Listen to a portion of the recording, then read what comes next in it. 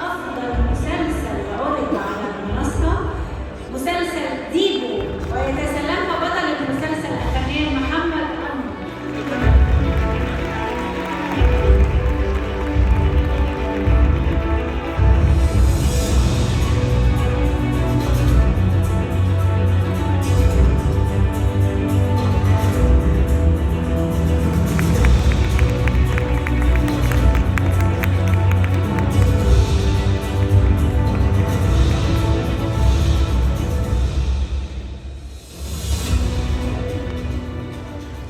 بصوا مساء الخير. انا مبدئيا اتفاجئت والله ان المفروض اتكلم.